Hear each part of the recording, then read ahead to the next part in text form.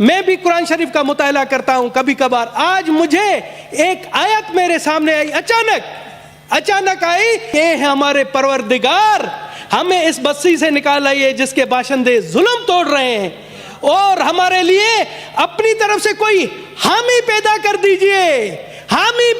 दीजिए और हमारे लिए अपनी तरफ से कोई मददगार खड़ा कर दीजिए। सर, गैर मुस्लिम होकर मुझे जब ये आयत आती है मुझे शर्म आ रही है। ये आयत है और मुझे किसी आलम ने कहा कि इस्लाम में है कि अगर कहीं जुल्म हो रहा है तो उस जुल्म के खिलाफ आप लड़ो।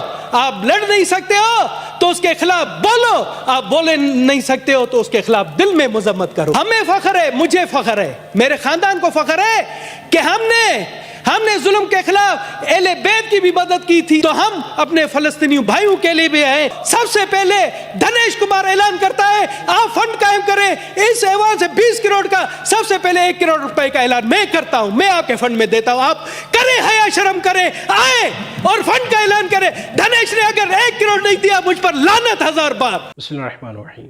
नाज़रीन, हिंदू सेनेटर दानिश कुमार ने कुरान की आयत पेश करके मुसलमानों को शर्म से पानी कर दिया। पूरा सेनेट जो है दानिश कुमार को देखता रह गया। हम आपको पहले ये मुकम्मल वीडियो दिखाते हैं, फिर से बात करते हैं। बहुत अच्छी बात है कि मजलूम अवाम के साथ पाकिस्तान के जो ऐवान बाला से एक पैगाम जाना चाहिए, मगर मुझे सख्त अफसोस से कहना पड़ता है कि इस करारदाद पर कम से कम हम सब मुत्तफिक होते हैं। मगर आज भी हमने यहाँ से, अगर गवर्नमेंट बेंचेस से हो या अपोजिशन बेंचेस से, उन्होंने अपनी सियासत को यहाँ पर लाया, एक दूसरे की टांगे खींच रहे। आज ये होना चाहिए था कि तमाम चीज़ें भुलाकर सिर्फ जो फ़लस्तीन के हवाले से बातें करते। मगर अफसोस की बात है, मैं समझता हूँ मेरे मुसलमान भाइयों, पहले आपस में तो मुत्तहद हो जाओ, जाकर फिर फ़लस्तीन की बात करना। आप लोग तो इधर ही एक दूसरे की टांगे खींच रहे हो, एक दूसरे के ऊपर इल्जामात लगा रहे हो, वो उस पर इल्जामात लगा रहा है, इन पर इल्जामात लगा रहा है। किसी बात पर तो मुत्तफिक हो जाओ। जनाब आला, आज 5वां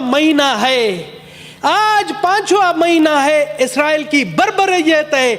वहां 31,000 से जायद फलस्तीनी शहीद हुए हैं, जिनमें मासूम बच्चे भी हैं। वो खुराक के लिए तड़प रहे हैं, वो पानी के लिए तड़प रहे हैं, और हम सिर्फ यहां पर करारदादों पर करारदादे ला रहे हैं, अमली तौर पर कोई काम नहीं कर रहे। जनाब चेयरमैन, आज मुश्ताक साहब, मैं बैठा हुआ था, मैं भी कुरान शरीफ का मुताला करता हूं कभी कभार। आज मुझे एक आयत मेरे सामने आई, अचानक आई। मैं आपकी इजाजत से चाहता हूं कि वो मैं सुना दूं उर्दू तर्जमे। जनाब आला, सूरा नंबर 4 आयत नंबर 75, वहां कहता है, और ए मुसलमानों, तुम्हारे पास क्या जवाज है कि अल्लाह के रास्ते में और इन बेबस मर्दों, औरतों और बच्चों की खातिर ना लड़ो, जो ये दुआ कर रहे हैं कि हमारे परवरदिगार हमें इस बस्ती से निकाल आइए जिसके बाशिंदे जुल्म तोड़ रहे हैं, और हमारे लिए अपनी तरफ से कोई हामी पैदा कर दीजिए और हमारे लिए अपनी तरफ से कोई मददगार खड़ा कर दीजिए। सर, गैर मुस्लिम होकर मुझे जब ये आयत आती है मुझे शर्म आ रही है कि हम यहाँ पर सिर्फ करारदादे एयर कंडीशन माहौल में, गर्म माहौल में बैठकर कर रहे हैं, कुछ अमली तौर पर कोई काम नहीं कर रहे। ये आयत है और मुझे किसी आलम ने कहा कि इस्लाम में है कि अगर कहीं जुल्म हो रहा है तो उस जुल्म के खिलाफ आप लड़ो।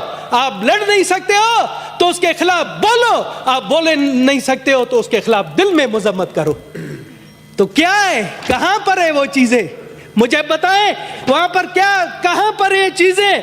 सर, वहां पर मुसलमान नहीं मर रहे हैं, वहां पर मुसलमान शहीद नहीं हो रहा है, ये इंसानियत का कत्ल हो रहा है। इंसानियत शर्मा रही है। हमसे तो आप कहते हैं आप लोग काफिर, हमसे तो वो काफिर मुल्कों के लोग अच्छे हैं जहां पर डेली फलस्तीन की हिमायत में मुजाहरे हो रहे हैं, डेली उनके हक में मुजाहरे हो रहे हैं। जनाब आलम, मैं आपको, सर मुझे दे, मैं पाकिस्तान की 1 करोड़ अक़लियती अवाम की तरफ से अपने फलस्तीनी भाइयों के साथ हूं, और हमें फख्र है, मुझे फख्र है, मेरे खानदान को फख्र है कि हमने जुल्म के खिलाफ एले बैत की भी मदद की थी। एले बैत हमारे यहाँ पाकिस्तान में मेहमान थे और उन पर जुल्म हुआ, उनके साथ हम मिलकर लड़े। तो हम अपने फलस्तीनी भाइयों के लिए भी हैं और उसी रवायत को बरकरार रखेंगे। यहाँ पर आप आए, सबसे पहले हम कोशिश करें कि जंग बंदी हो, वहां ये जो मासूमों का कत्ल है वो रुके, उसके लिए अमली इकदाम उठाएं। आप मुझे कहे वफ्द बनाए, हम दुनिया में जाते हैं, दुनिया को कहते हैं कि जी वहां पर सबसे पहला काम कर दीजिए, खुदारा वहां जंग बंदी करा दीजिए।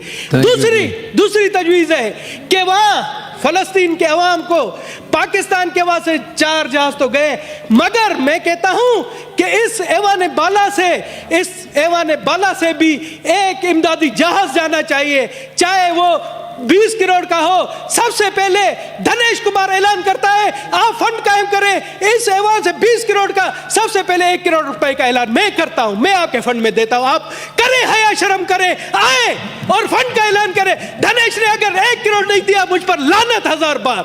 आप 20 करोड़ रुपए का करें, आप करें, इधर से हम जाएंगे और इमदाद अपने फलस्तीनी भाइयों को पहुंचाएंगे, अद्वियात पहुंचाएंगे, उनके लिए पानी राशन पहुंचाएंगे। आप करें, ऐलान करें, अगर मैंने नहीं दिया मुझ पर लानत। थैंक यू जी जी सेनेटर सैयद वकार मेहदी साहब। नजीर, ये हिंदू सेनेटर दानिश कुमार, अगर इनकी गुफ्तगू सुनी जाए तो मुसलमान शर्म से पानी पानी हो जाते हैं।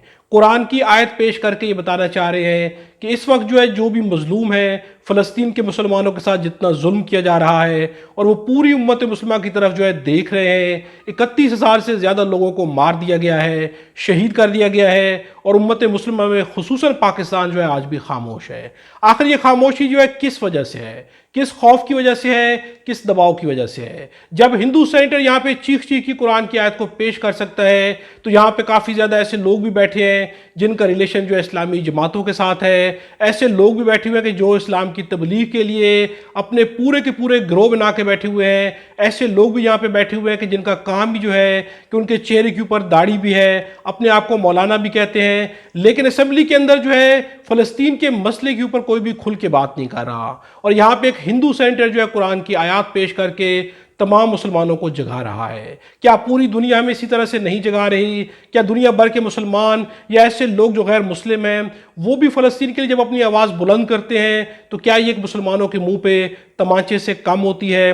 क्या उनकी आवाज़ हमें झंझोड़ने के लिए, जगाने के लिए काफ़ी नहीं है? लेकिन उसके बावजूद भी हम गफलत की नींद सो रहे हैं। और आखिर हम कब तक गफलत की नींद सोते रहेंगे? मुसलमान होने के नाते जिहाद भी हमारे ऊपर फ़र्ज़ है। जहाँ पे मुसलमानों के ऊपर जुल्म हो रहा हो वहाँ जिस भी सूरत में हम अपनी आवाज़ को बुलंद कर सकते हैं, अपनी आवाज़ को बुलंद करना चाहिए। चाहे हम हाथ से जुल्म को रोक सके, चाहे जुबान से रोक सके, चाहे किसी की मदद करके रोक सके, या कम से कम दिल में उसके लिए बुराई महसूस कर सके। लेकिन हमारी गवर्नमेंट कहीं पे भी इसका मुजाहरा नहीं कर रही। अगर हम उनकी मदद ताकत से नहीं कर सकते तो कम से कम एक बयान ही ऐसा स्ट्रॉन्ग जारी कर दें कि हम इसकी मजम्मत करते हैं, लेकिन हमारी जुबानें खामोश हैं। और आखिर इस खामोशी की वजह क्या है? अपनी राय का इज़हार कमेंट्स में ज़रूर कीजिएगा। खुदा हम सबको और हमारे वतन पाकिस्तान को अपनी ज़बान में रखे।